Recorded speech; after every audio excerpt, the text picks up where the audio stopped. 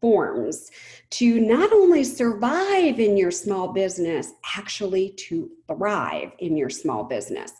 And so if you actually are ready to thrive in your small business, what I would like for you to do is write the word thrive in the comments. Write the word thrive in the comments.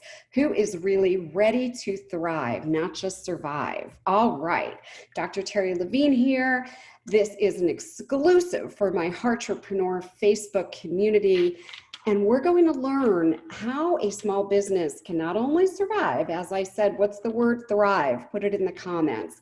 This is going to show you not only how to save money, but truly what to do in these challenging times.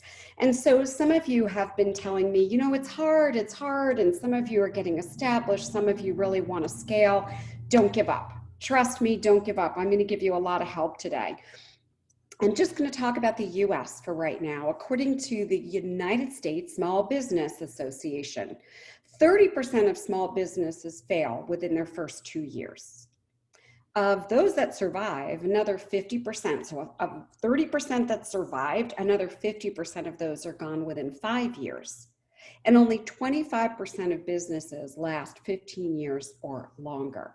So I want to show you how to do it right, because in my experience, if you do it wrong and you listen to the wrong people or you get the wrong training or whatever it may be, then what happens is, quite frankly, it's wrong and it doesn't work and you don't succeed. Okay, who wants success? I want to see a comment, success. Okay. Any small business owner, we all know there are challenges, there's frustrations at times in getting a small business up and running, in scaling a small business. And, with this world right now, pandemics, politics, who knows what's going on? Sometimes it becomes a little bit tougher, both mentally as well as in the real world. And sometimes it can be a challenge. And because I heard that so much in the group, I came here today to help you.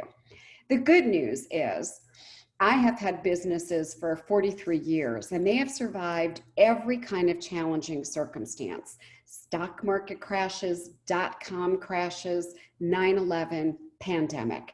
And yours can too if you know the right things to be doing. So I'm just looking at what has happened in small business or in business that lets people adjust to the times. And the big word was pivot during the pandemic, right? If anybody's pivoted, write down the word pivot in the comments, pivot. The truth is, I'm looking at examples, Yuengling got really creative. Yuengling's known for beer. They're here in Pennsylvania, my state. They went into the ice cream business, all right? Pabst, also known for beer, they went into the cheese business. Coors produced dinnerware. Schlitz, another beer company, they had chocolate. Stevens Point Brewery, they went from beer to soft drinks. So that's called pivoting. It's called shifting, a little bit different of a market. The point is, while they have shifted and pivoted during, quote, tough times, you can do it too. And that's what I'm here to help you do. So if you're ready, in the comments, say ready. I want to know who's paying attention. Say ready. Okay. So in this guide that I'm going to step you through, take you by the hand, take you under my wing and really help you, you're going to find steps that you can take that will help your business thrive, like mine has, like my client family members are, by following these steps. So step number one begins here. If you're like my client family members, if you like me, have thought, well, it's all about taking actions. It's not. Absolutely. Implementation is a piece of it. In the comments, mindset. Building a business actually starts here. And building a business through political mumbo jumbo and a pandemic, it really starts here. So the more that you hang out with people who are struggling entrepreneurs talking about their struggles, or people who like to complain or blame or whine, or who are unsuccessful, you're not going to feel good. So I want you to change where you hang out. Hang out here in this community. Be vocal. We're here to help you. There's tons of us crushing it every day. There's so many of us who live in the world of what is working, that we can help you stay in that right mindset. The more you hang here, the more you comment, the more you post, man, the more you will stay in that energy. So whether you're building your business, whether you're stabilizing it, whether you need a turnaround, whether you're ready to scale it, this this mind has to be the mindset that is right. Every multi-million-dollar business that I've ever helped someone create or created myself, that business owner was in the right frame of mind. They weren't going, oh, there's this reason and that reason and this excuse and the kids are home and Zoom. No excuses. They just get her done and make it happen. So a positive mindset, in my view, also means you're committed. You're not going to give up. There's no way. You'll find a way or make a way. Somebody put that in the comments. Find a way or make a way. This is a no excuse zone. We're here to get it done. There are so many stories. I read autobiographies of people who struggled in business and how they came out the other side. There are so many who struggled and turned it into greatness. You know, we look at Thomas Edison. My gosh, he failed thousands and thousands and thousands of times, and boom, he finally developed the light bulb. Apple almost literally collapsed and went bankrupt, and Steve Jobs, he was the president then. Bill Gates, oh my goodness, read about his first business. What a devastating loss and failure. Henry Ford, his first automobile business totally went bankrupt. Nobody thought it was going to ever make it. They had this mindset, whatever it takes, find a way, make a way, and keep going. And they persevered. They're resilient. Big word. Somebody put that in the comments. Resilient. That's what it takes to be a seven-figure business. Now, there's not really, quote, positive and negative, right? There's everything is technically equal. However, if you're paying attention to the wrong things and you're not even conscious of what your thoughts are, you can go down a rabbit hole of what's not quite right yet, what's not working, challenging, frustrated, stress. So I want you starting today, right now, start paying attention to how you see the world. Do you choose to see what is working? Do you ask questions, seeking answers and help, and not holding on to your own strong opinions? Can you be silent and allow in a consultant who's running ahead of you to take you by the hand and help you? And can you replace what you think you know and all the things that are not quite right yet with what is working and what you don't know? Those are good questions. And I can also determine if I can help you as you answer those questions. As you push through these perceived challenges, I want you to always go back into your heart, entrepreneurs. Why did you create your business in the first place? What was your passion? What's your desire? If it's just to sell a widget, do something else. Do what makes your heart sing. What are the emotions that pushed you to say, I'm going to start this business, I'm going to build this business, or I'm going to quit corporate? What is that? Talk to me about that passion. After mindset, now clarify the problem. Someone can put in the comments problem. Clarify the problem. I want you to think about where you are today in your business, not in a way of feeling down and sad. No, just where am I? Let me be honest. Where am I today? Let me take a look at where I am. And if you understand where you are, how did I get here? Was I following a lot of false experts? Was I doing course after course that kept me creating content, hiding behind a computer, thinking I needed the ideal banner or PowerPoint or a Facebook group? Where am I currently and why am I here? Have I spent months and months and months with some mentoring, programming, courses that I don't have results in? The market changes. It's changing every day. It's going faster than ever. So you have to fully understand your target audience, your ideal customer, before you even start a Facebook group, create a PowerPoint, a header, a brand, what your signature program is.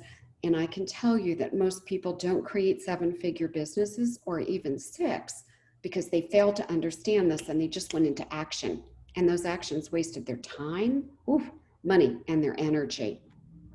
In addition, the other reason that many people fail is they don't really understand pricing. They kind of pulled it out of their, you know what?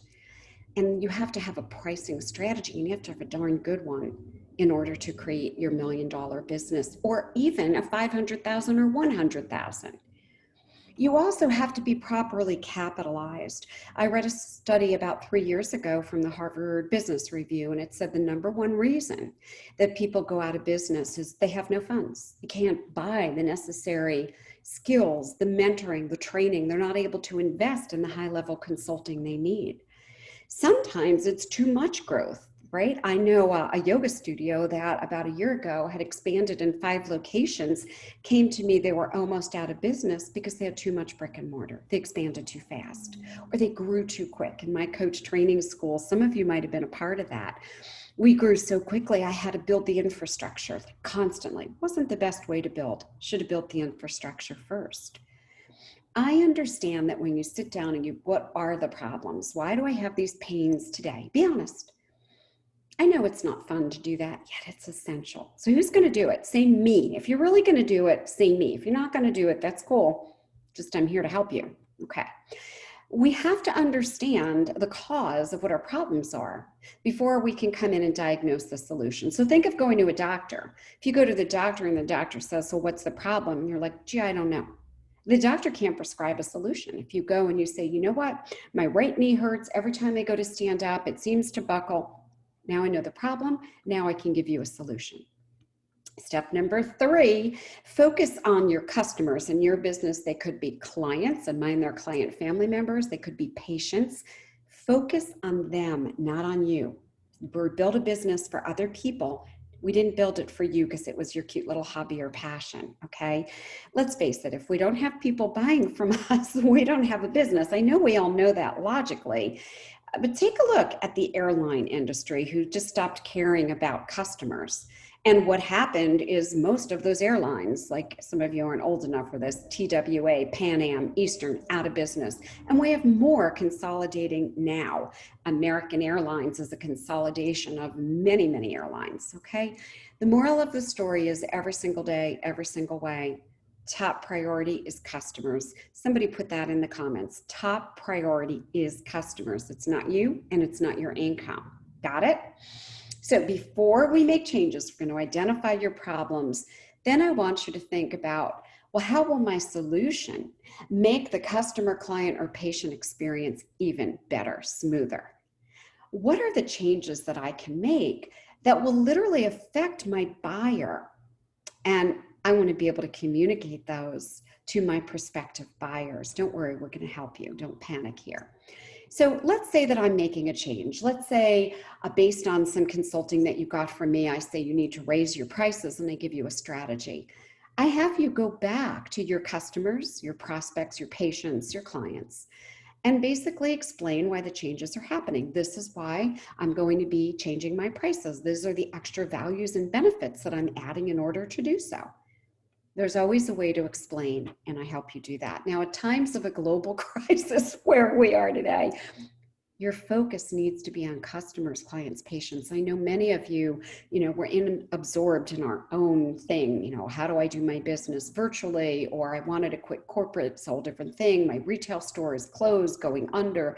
My sales are down. Your focus still has to be on customers. So let's look at COVID, right? A lot of educational companies have made their resources free, and they made them free, for example, to parents who all of a sudden are like, I got to homeschool kids. I don't even know what to do. Educational companies thought about customers first, not how to make a buck first. Audible started giving away free audiobooks for children. Moz provided free courses on SEO, search engine optimization, to help small business owners increase our online presence. Loom gave huge discounts on their video recording so people could stay in touch with their family, with their friends. Bill.com, their platform now was made available, I think it was for 90 days, totally free if your business was affected by coronavirus.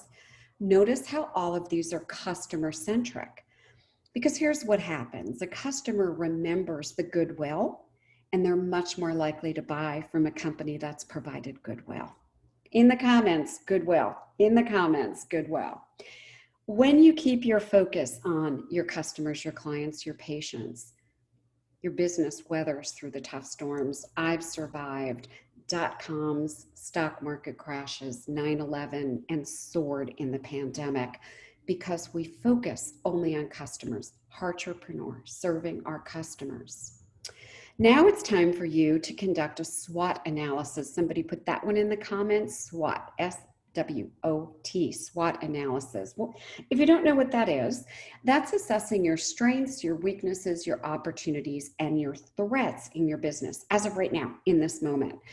And when you analyze this, it's so helpful because then you have a framework for what actions do I need to implement to move forward. So let's talk about these a little bit. Strengths are the things you actually can control, not the things you can't control. And the things that you go, these things are going well. So you look at what's right, what is quite right, what is going well now.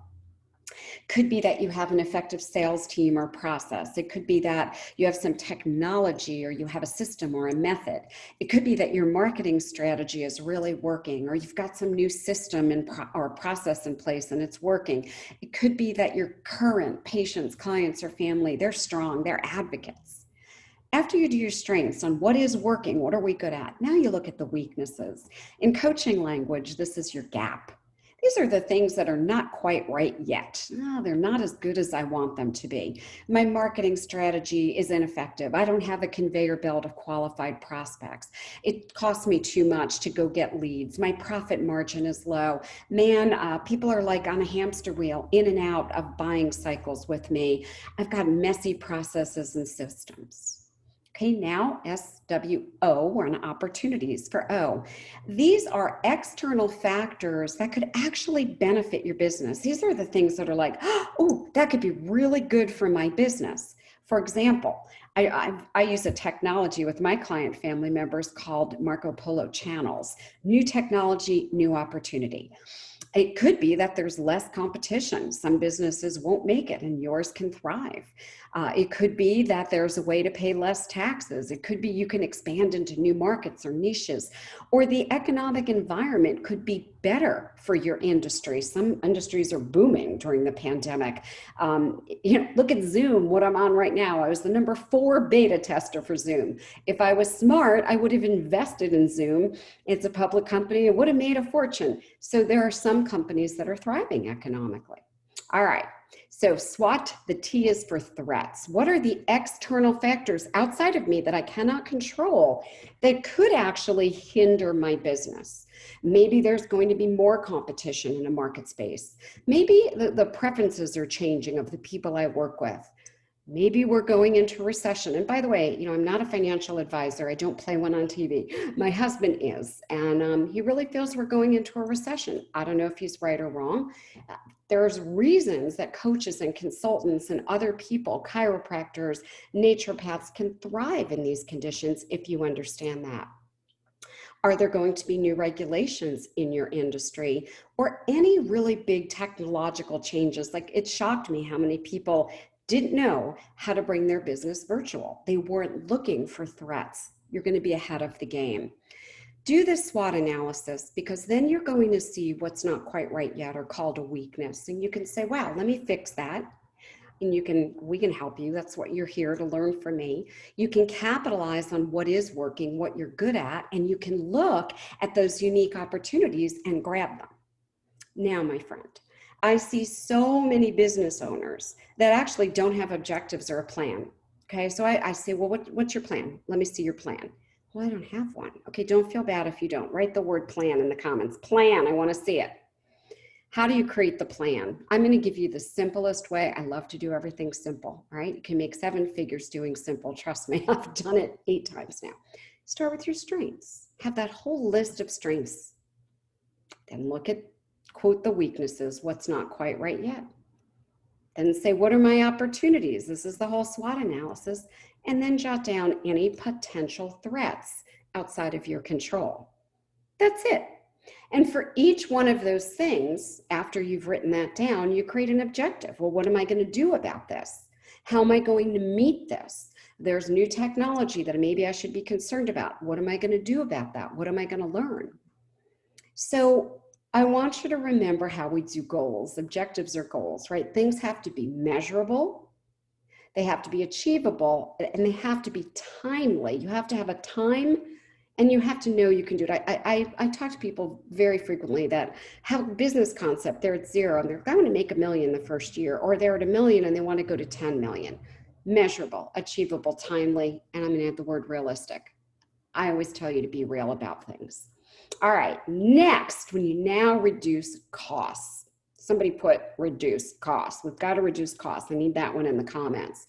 So let me show you how to do it. It's super, super simple.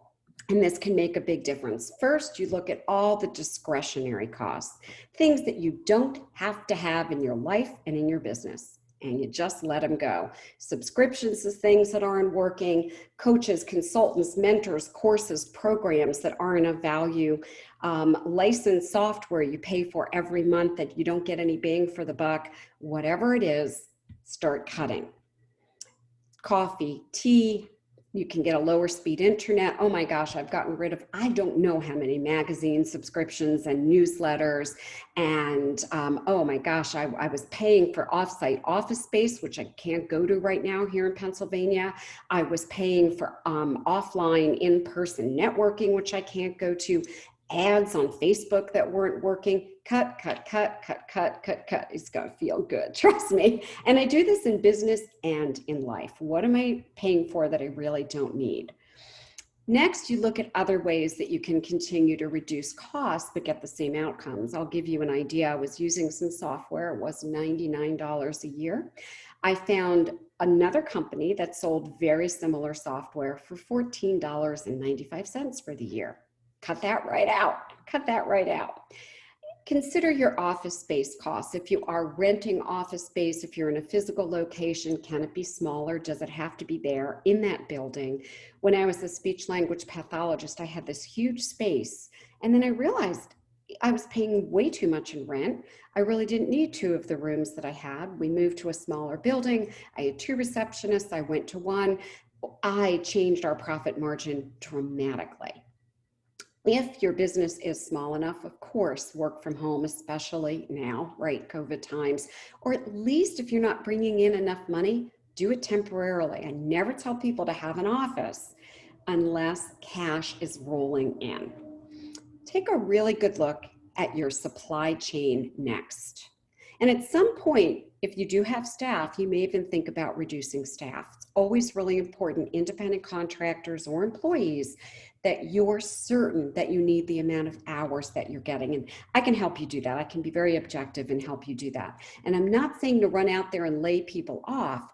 Can you reduce? I've reduced employees, I've reduced commissions, I've reduced hours, I've reduced benefits, all kinds of things, and not let good people go completely. And they've worked with me on that. Trust me that the actions that you're taking with me here today will produce long-lasting results in your business. Now we have to talk about managing your cash flow. So in the comments, cash flow, somebody please in the comments, cash flow. I share this very transparently and a little embarrassed. The first time I made $1 million in my consulting business, so year 1, I did right under 500,000, it was about 26 years ago. And year 2, I did a little over $1 million.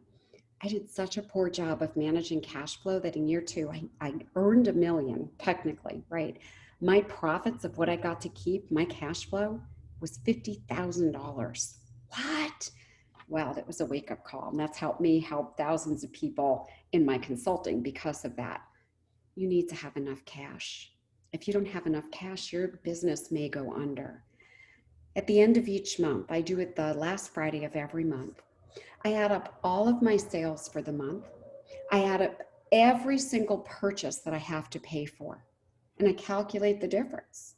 What's left? What's left is the cash flow. And if you tell me there's nothing left or not much left, something wrong with your business model and we have to fix it. So let's just say you had a $10,000 month this month, but you owe $6,000 for purchases, whether it's coaching, consulting, software, whatever it is. Your cash flow is $4,000. Now, if you say, well, I can't live on $4,000, maybe you can sell some assets. Let me give you some examples. I licensed my coach training school years ago for hundreds of thousands of dollars for lots of additional cash flow. I have licensed a software program for cash flow. I have sold, I don't know, 7 or 10 Apple computers and iPads and iPhones for more cash flow. So you can get creative. I've had client family members go on Amazon and sell some of their personal things, jewelry, clothing, purses, men with suits and ties and all kinds of stuff they're not wearing if they need additional cash flow. You can also apply for a working capital line of credit. You may be entitled to that, especially during the pandemic. As much as you can, once a month, every Friday, the end of the month, look at your cash flow. If you don't know what it is, like if you're going, Terry, I don't even know what it is. You ought to know what it is for September. That's a big mistake that can put you out of business. Please follow what I'm sharing because it really does work. I do suggest you meet with an accountant. I am not an accountant. I don't pretend to be one. Somebody type in accountant. Accountants are amazing at coming up with tax saving strategies that you might not know when you might be paying too much. And they can help you very often get financial loans and financial assistance that you don't even know about that are available on your local level, state level, and even federal. So during the pandemic, my company has gotten a lot of federal assistance, and many of my clients' companies hadn't applied for it until I told them how. Yours might have been eligible too. So the Small Business Association, I don't know if you even know this, they give out low interest loans all the time. And that's how I started one of my business, with one of their loans. There's grants. You could be a woman, you could be a minority. There's a lot of ways to get money. And an accountant can help you also make any critical financial decisions so you're not making it in isolation. Now, if you know me at all, you know that I am all about low and no cost marketing. Put in the comments, please, low cost marketing. I am an expert at low and no cost marketing. I'm not going to teach you to use expensive Facebook ads or any other expensive strategy. I don't believe in them. So if you come to me today and say, Terry, help me, my business is struggling. First thing I'm going to do is show you low cost marketing. Stop wasting your time, your money, and energy on marketing that costs money and or doesn't work. And usually it's both. Low cost marketing, what is that? Well, I am a master certified guerrilla marketing trainer and coach who had the absolute joy and privilege of writing 2 books with J. Conrad Levinson on guerrilla marketing. He's the father of guerrilla marketing, which is low and no cost strategies for small businesses. So I have a whole strategy in place on how do you get referrals? How do you ask? What do you say? Certainly, I have a strategy around virtual networking groups, and I'm using it in my own business, and I know the right virtual networking groups that I can introduce you to. There are ways that you can be involved in, believe it or not, trade fairs online. I've been to 2 virtual ones in the last month.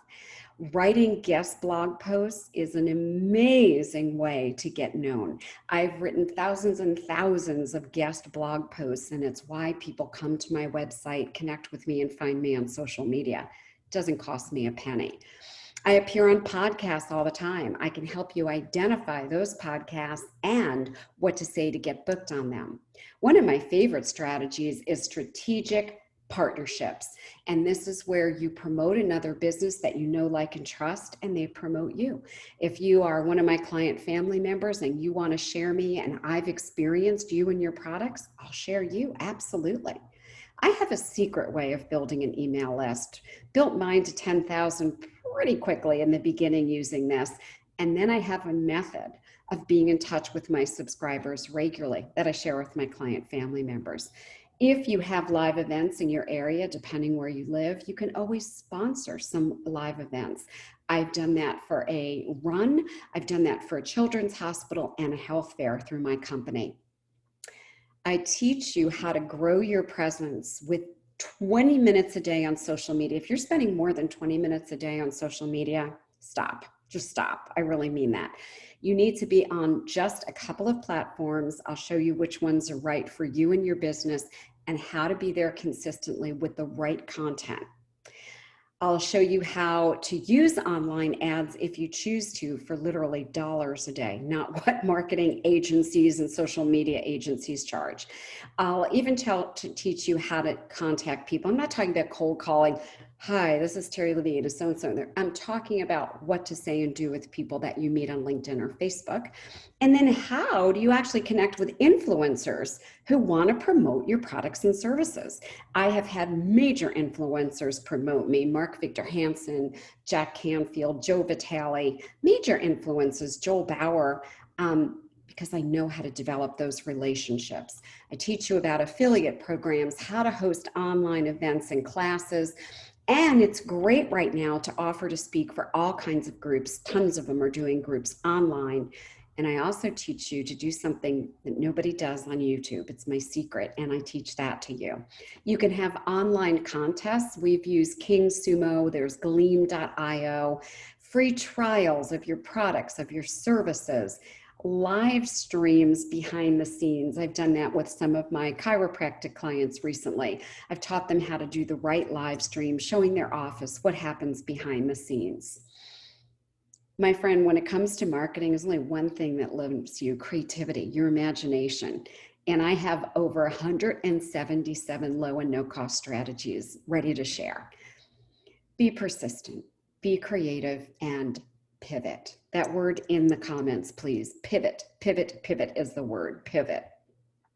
Years and years ago, some of you may not remember my example, Polaroid. They're a company that didn't approach problems in a creative way or in a persistent way. They went out of business. Now, Yelp, on the other hand, they use creativity and persistence to overcome all of the difficulties that they first started with. I don't care what the circumstances. I don't care how bad you perceive it to be. There's always options. Somebody put in the comments, find a way, make a way. I'm saying it again. When I say things more than once, they're important. Find a way, make a way. So, we talked about some of the pivots. I talked about the beer industry, not even a beer drinker, but let's talk about some others. I'm using another company, Anheuser-Busch Beer Company. You know what they've done during the pandemic? They manufactured hand sanitizer. Brilliant. Hanes, the company that makes hosiery, produced medical masks. Lyft, brilliant. They used their huge fleet of cars and delivered medical supplies. Ford used its whole infrastructure to make ventilators and medical face shields that were so needed. The Farmers Restaurant Group went to delivering food supplies to customers. Those are pivots. So I ask you, how can you pivot in your business? How can you meet the demand in a new and different way? I'm very creative at that, and I'd love to help you do that. So let me give you some ideas. 1, utilize new sales channels. 2, segment your customers, clients, or patients. 3, focus on a feature, one feature. 4, change your revenue model. 5, change your pricing and your positioning. 6, adapt new technology. I just adapted something new today I'm rolling out for my client family members. Listen, I hear you, I get you, and I feel you. I understand, and I know that every single business has challenges. I honor that. These issues don't need to put your business under or to put you in a situation of lack. So please don't give up. You're here in the right community. I'm here to help you. Persistence produces success. I really want that in the comments. Who's going to put that in the comments? Persistence produces success. That is what it takes. I reward implementers and action takers. If you're an action taker, either write action or implement. Action or implement. Because I want to know who my folks are, who take action and who implement. Those are the people that I love to help, embrace, take under my wing, guarantee a return on their investment, and really help them create what I've created. The things that we talked about were to manage your mindset, were to clarify the problem, to focus on your customers, clients, or patients, to conduct your SWOT analysis, to create objectives and a plan, to reduce your costs, to use low or no cost guerrilla marketing, and finally, to be persistent and creative. I understand every one of these steps requires work, requires commitment. Do you really want your business to succeed? Right? Succeed if you do. I want to know who's serious. Who's serious about going from where you are to 6 figures? Who's serious about going to 7? It's very different to run a $50,000 business than 100 and 300, 300 and 500,000. 500 and a million is a world of difference. A million to 3 million, totally different. It requires different kind of work. If you take action on the things I've shared with you, will increase the odds of your survival. I just want you to implement and do the right actions, because the wrong ones will harm your business. I like this quote by Winston Churchill, so I thought I would share it. Never give in. Never give in. Never, never, never, never in nothing, great or small, large or petty. Never give in, except to convictions of honor and good sense. Never yield to force. Never yield to the apparently overwhelming might of the enemy. Somebody put in the comments, never give in. Never give in. It was that never say die attitude that helped Britain stay afloat in the face of incredible difficulties. Think of that Winston Churchill quote. That same attitude will keep your business afloat too. So let me be really clear. When you're here in the Heartrepreneur community, I'm honored to have you. And I'm here to help you and to serve you. It's great that I can do a web class with you. I just need to be able to take you by the hand and customize for your business what it is that you need. So I thank you for coming and being a part of the workshop. Now let us assess your small business. We want to have a chat about your business, and I'll be upfront. Why? Why do we want to have a chat? We want to see if we can help you. If we can help you further, you may be invited into one of my programs. We're not salespeople. I don't have salespeople. We don't do selling. However, we do a chat to really help you in your business and to assess whether our programs, products, and services can help you further and support you. You can schedule that chat right now, calendly.com, and Ken's name is right there. It's all right there. Either I or Ken will make that an active link and put it in the chat in just a little bit. We are here to help you. I'm so glad that you are a part of the Heartrepreneur family, and I look forward to continuing to serve and support you. Bye for now.